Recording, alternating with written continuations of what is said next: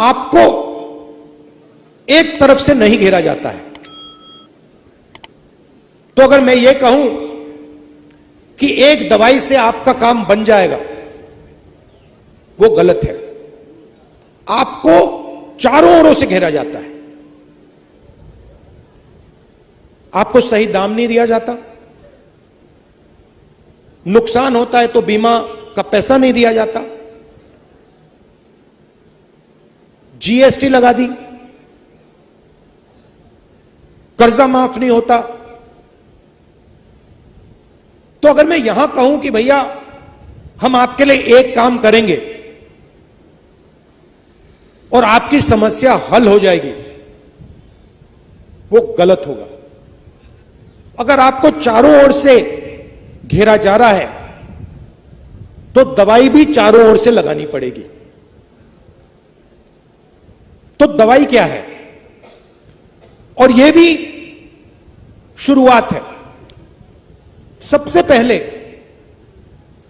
अगर हिंदुस्तान के सबसे अमीर लोगों का कर्जा माफ हो सकता है,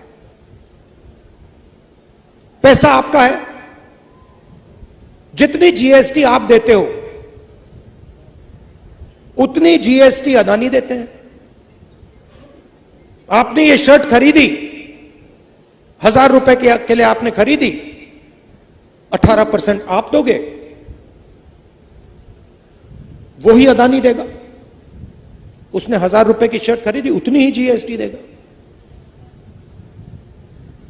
हिंदुस्तान की सरकार का पैसा कहां से आता है? जीएसटी से आता है। सबसे ज्यादा कौन देता है? किसान देता है, मजदूर देता है, छोटा दुकानदार देता है, बेरोजगार युवा देता है। तो अगर 16 लाख करोड़ रुपए उनका कर्जा माफ हो सकता है तो आपका भी कर्जा माफ होगा।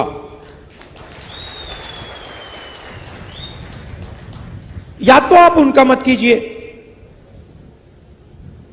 या सरकार को कहना चाहिए देखिए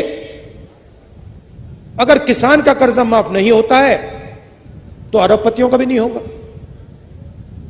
मगर अगर अरबपतियों का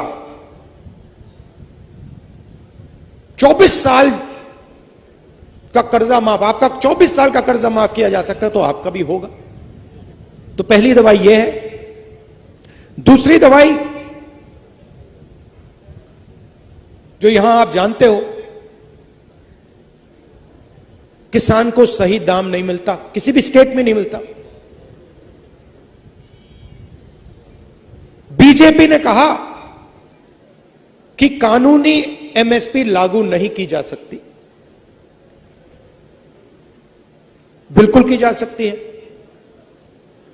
हमने अपने मैनिफेस्टो में साफ लिख दिया है कि कानूनी एमएसपी लागू की जाएगी और स्वामीनाथन रिपोर्ट के मुताबिक की जाएगी। दूसरी दवाई ये। तीसरी दवाई, फसल बीमा योजना जो बनाया है उससे आपको नुकसान होता है।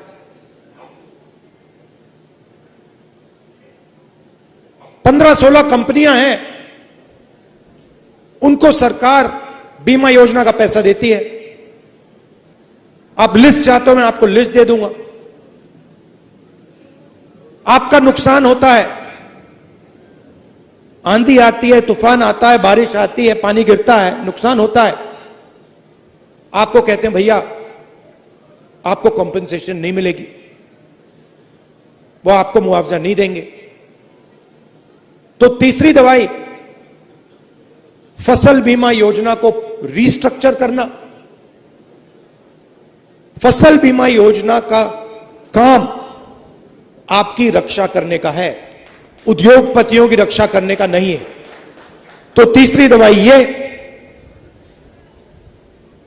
चौथी दवाई, जैसे ही आपको प्याज बेचने का समय आता है एकदम एक्सपोर्ट इंपोर्ट पॉलिसी को बदल दिया जाता है। एक्सपोर्ट इंपोर्ट पॉलिसी की ट्यूनिंग आपको मारने के लिए की जाती है। तो अगर हमारी सरकार आएगी, एक्सपोर्ट इंपोर्ट पॉलिसी से आपकी रक्षा होगी, आपकी प्राइस की रक्षा होगी, आपका जो दाम है, एक्सपोर्ट इंपोर्ट पॉलिसी उसकी रक्षा करेगी। और आखिरी चीज, जो जीएसटी है, जो पहली बार किसानों पर टैक्स लग रहा है, अलग अलग तरीके के टैक्स हैं, अलग अलग लेवल के टैक्स हैं, इस जीएसटी को हम स्टडी करके एक टैक्स देंगे आपको, और हमारी पूरी कोशिश होगी कि किसान जीएसटी में ना रहे। मगर ये जो सब है, ये सब आपकी मदद करने के तरीके हैं। मगर जब तक एक व्यक्ति किसान का दुख को नहीं समझता है, किसान की मेहनत की इज्जत नहीं करता है, तब तक वो किसान की मदद नहीं कर सकता है। तो सबसे जरूरी बात यह है कि हमारे दरवाजे, चाहे वो महाराष्ट्र की सरकार हो, दिल्ली की सरकार हो, हमारे दरवाजे आपके लिए खुले रहेंगे।